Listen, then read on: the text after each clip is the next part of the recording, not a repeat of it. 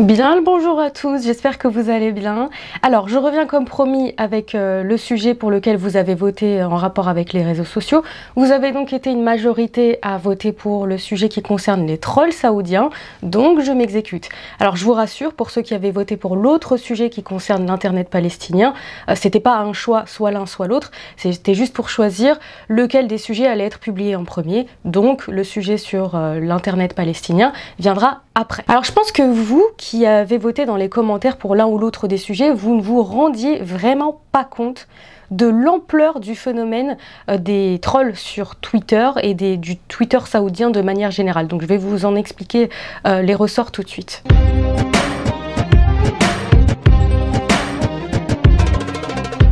Twitter, c'est tout simplement le réseau social, l'un des réseaux sociaux les plus populaires en Arabie Saoudite. Il y a à peu près 50% des internautes saoudiens qui sont sur Twitter. À titre de comparaison, là, pour vous donner une idée, en France, on est plutôt de l'ordre de 30%. Donc vous voyez, là, on a quasiment un Saoudien connecté sur deux qui est sur Twitter.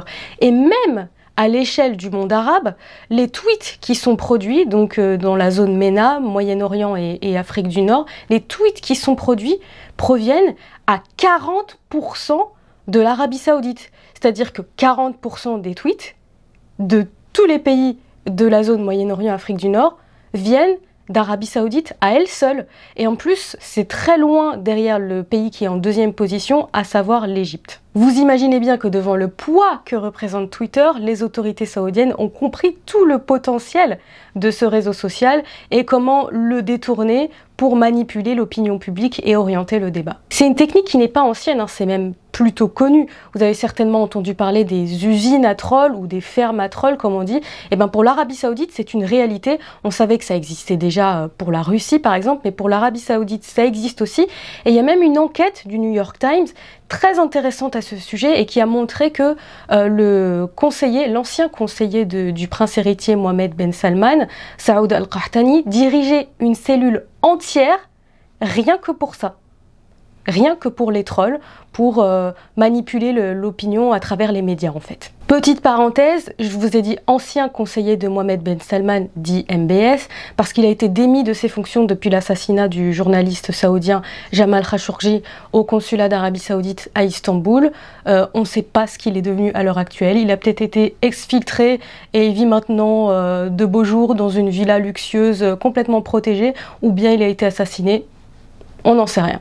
Donc, ces trolls, ces usines à trolls, on les appelle les mouches électroniques dans le monde arabe et ce sont soit des faux comptes, donc des bots comme on dit, ou bien de vraies personnes qui se cachent derrière ces comptes et qui sont en fait recrutées par les autorités saoudiennes, d'après cette enquête du New York Times, et qui touchent un salaire mensuel de 11 000 rials, ce qui fait à peu près 3 000 $, pour faire que ça en fait. Publier des messages pour faire l'éloge du prince héritier de MBS, pour prendre sa défense, pour montrer à quel point ils aiment leurs dirigeants. Le but derrière tout ça, c'est l'effet de masse en fait. C'est de montrer à quel point les Saoudiens aiment leurs dirigeants, à quel point le dirigeant lui-même œuvre pour le bien de son peuple et à quel point les étrangers ont une fausse image de l'Arabie Saoudite et font tout pour entacher celle-ci. Je vais vous donner des exemples pour que vous ayez des faits concrets. Mi-2018, il y a eu une crise diplomatique entre l'Arabie Saoudite et le Canada.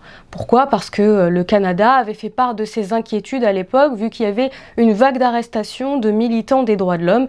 Et l'Arabie Saoudite s'est mise en colère et a accusé le Canada de faire ingérence dans les affaires intérieures du royaume. Résultat, l'ambassadeur canadien a été expulsé d'Arabie Saoudite et immédiatement, il y a eu des centaines de tweets qui ont fait référence à cette expulsion et qui ont aussi appuyé l'indépendance du Québec. Donc plein de tweets avec un même message type qui, pour énerver le Canada évidemment, ont premièrement soutenu l'expulsion de l'ambassadeur canadien et soutenu l'indépendance du Québec.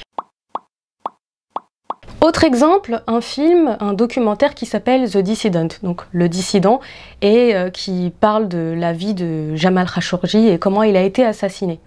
Ce film, il a fait bien évidemment polémique en Arabie Saoudite, et là, même chose, il y a des centaines, voire des milliers de tweets qui condamnaient l'auteur de ce documentaire et qui l'accusaient de propager des fausses informations, donc des fake news, et qui rappelaient aussi que non, c'est pas vrai, il y a eu un procès et les coupables de ce crime ont été condamnés. Bien évidemment, le procès en question, c'est un secret pour personne, mais c'était une mascarade, pour plusieurs raisons. Premièrement, parce qu'il s'est tenu à huis clos, donc aucune personne extérieure n'a pu y assister pour voir la transparence de la procédure, pour voir l'identité des prévenus, pour voir les preuves. Deuxièmement, c'était un procès pour meurtre et non pas assassinat. Or, on sait que Jamal Khashoggi avait été repéré, surveillé avant que les responsables ne passent à l'acte. Donc voilà, il y a une différence de préméditation, hein.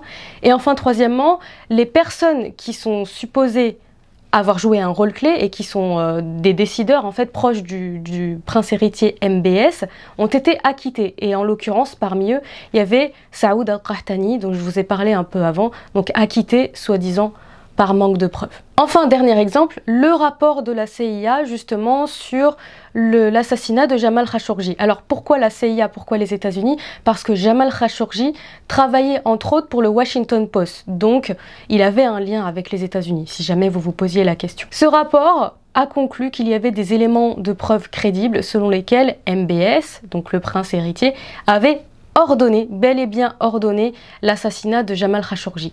Immédiatement, les trolls, les utilisateurs sur Twitter, ont réagi, vivement réagi pour protester contre ce rapport et la publication de ce rapport avec le hashtag « Nous sommes tous MBS » en anglais et en arabe pour accuser les États-Unis de ne détenir aucune preuve et de vouloir salir l'image de l'Arabie Saoudite. Comme d'habitude, les utilisateurs ont toujours un même profil type, une photo de profil ou une photo de couverture avec le drapeau de l'Arabie Saoudite ou le prince héritier ou le roi Salman, des cœurs verts aux couleurs du pays justement, et puis une description pour montrer à quel point ces utilisateurs aiment leur pays. Après cette campagne sur les réseaux sociaux de réaction contre la sortie du rapport de la CIA, Twitter a annoncé avoir suspendu plus de 3000 comptes.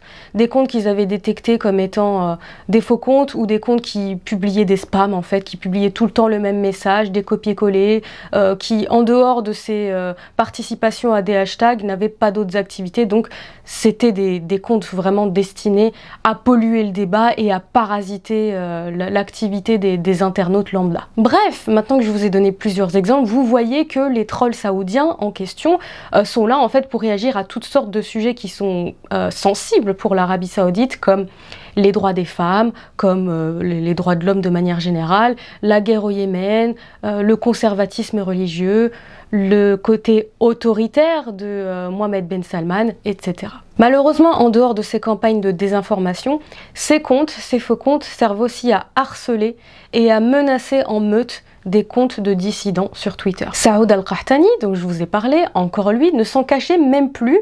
À un moment donné, à l'époque où son compte était encore actif, on était là à la mi-2017, il a carrément publié un tweet en lançant un hashtag, en gros, qui disait liste noire des personnalités médiatiques, et il appelait ses followers à donner des noms de personnes qu'il considérait comme étant des traîtres à la nation. Donc là, on était vraiment sur de l'appel à la délation pure et simple. Et ces personnes, il avait prévenu, auraient à en payer les conséquences. Donc je vous laisse imaginer ce que ça a donné. Il y a plein de personnes qui ont contribué à donner des noms, faire des captures d'écran de tweets qui les rendaient traîtres à leurs yeux.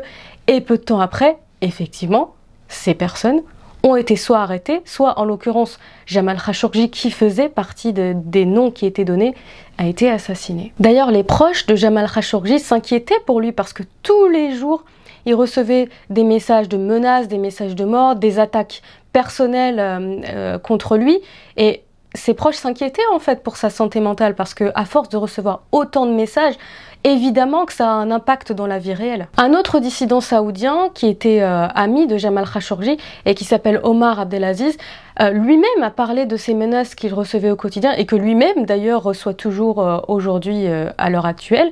Et tous les deux avaient pour projet de créer une initiative qui s'appelle l'armée des abeilles, Jaysh al-Nahl, et qui est en fait une réponse je pense, vous l'aurez compris, aux mouches électroniques, donc les abeilles contre les mouches. L'idée de ce projet, c'était de faire une sorte de coalition pour contrer la désinformation des comptes des mouches électroniques et aussi de fournir aux dissidents saoudiens basés à l'étranger des cartes SIM spéciales pour que leurs conversations ne soient pas surveillées et leur téléphone ne soit pas piraté par les renseignements saoudiens. Oui, parce que Omar Abdelaziz et Jamal Khashoggi, c'était loin d'être des cas isolés. Il se trouve que l'Arabie Saoudite a infiltré le siège de Twitter aux États-Unis. Il y a deux Saoudiens qui se sont fait employer par Twitter et qui petit à petit ont gravi les échelons et qui ont eu accès à des informations personnelles de plus de 6000 comptes et ils envoyaient toutes ces informations à l'Arabie Saoudite pour révéler les activités des dissidents qui avaient déjà été repérés. Ces deux employés en question ont été inculpés en 2019 par la justice américaine pour espionnage. Donc vous imaginez l'ampleur, encore une fois, de ce phénomène de surveillance des dissidents saoudiens et des défenseurs des droits humains via Twitter. Parmi les personnes qu'on pouvait compter dans ces 6000 comptes en question, il y avait des intellectuels, des défenseurs des droits humains, des journalistes, et il y avait parmi eux Jamal Khashoggi bien sûr, mais aussi un écrivain, un journaliste qui s'appelle Khaled Al-Alkami et qui aujourd'hui est en prison. Ça va même encore plus loin que placer des taupes au sein du siège de Twitter, puisque le propre téléphone de Jeff Bezos a été piraté. Je vous rappelle que Jeff Bezos, c'est le fondateur d'Amazon, mais c'est aussi le propriétaire du Washington Post. Comme je vous l'ai dit tout à l'heure, Jamal Khashoggi travaillait entre autres pour ce média. Là encore, les Saoudiens, les trolls saoudiens ont réagi en masse pour dénoncer une fausse information quand elle est devenue publique. Là, ils n'ont pas appelé à l'indépendance du Québec, vous vous en doutez, mais au boycott d'Amazon. Bref, ça fait des années que ça dure, que c'est omniprésent, que c'est même en fait intégré dans la tête de tout le monde, que le Twitter saoudien ressemble à ça. C'est un vieux sujet en réalité, et je vous en parle maintenant pour vous donner tous les éléments de compréhension, mais même les autorités saoudiennes commencent à se rendre compte en fait que c'est grillé, ça manque de subtilité. On arrive à un tournant parce que le pouvoir saoudien est en train indirectement de se dédouaner de la responsabilité de la violence qui est créée par ces comptes trolls ou parfois des vraies personnes qui se cachent derrière ça mais qui suivent en fait la tendance. C'est ce qui s'est passé à l'été 2020, donc l'année dernière, puisqu'une chaîne publique, donc liée au pouvoir, en fait il n'y a pas de médias indépendants en Arabie Saoudite, a organisé un débat sur la violence liée à ces faux comptes. Cette chaîne, elle s'appelle Al-Ikhbariya, et il y a un spécialiste qui s'appelle Salah Al-Husseini qui était invité pour analyser ce phénomène de violence sur Twitter et sur les réseaux sociaux. Et il a expliqué ce que je vais vous montrer. الرموز يعني علم المملكة وصورة خادم الحرمين الشريفين حفظه الله وصورة ولي العهد حفظه الله وصورة الجيش السعودي استغلال واضح لإرسال رسالة للإعلام المعادي وللناس الذين لا يعرفون الوضع في المملكة العربية السعودية أنهم سلطة موازية إن لم تكن أقوى. كما عرفنا قضية خاشقجي لا زالت مع أنها انتهت الحمد لله داخليا إلى حد كبير ويعني فرحنا بذلك، لكن لا زال هذا الوتر أنه السلطة في السعودية تحارب وهذا غير صحيح طبعا تحارب حرية الكلام بل تحاسب عليه. Voilà, donc en gros tout le monde est témoin de ça, les autorités ne peuvent plus vraiment faire semblant, mais la solution c'est de se désolidariser un petit peu de ces comptes et de nier toute responsabilité, mais ça reste un sujet sensible parce que je me demande même, pour tout vous dire, si l'expert en question qui était invité n'a pas été arrêté depuis ou alors menacé et donc contraint au silence parce que son compte Twitter est inactif, mais totalement inactif depuis en fait peu de temps après la diffusion de cette émission. On était à l'été 2020, il est inactif depuis l'été 2020. Et voilà, j'espère que cette vidéo vous aura plu. La prochaine fois, on se retrouvera avec le sujet sur l'internet palestinien. C'est vrai que je vous laisse un petit peu sur votre faim quelque part avec ce sujet parce que j'ai terminé avec l'expert qui était invité sur la chaîne de télé et dont on n'a plus de nouvelles, mais voilà, c'est la réalité, c'est comme ça que ça se passe en Arabie Saoudite.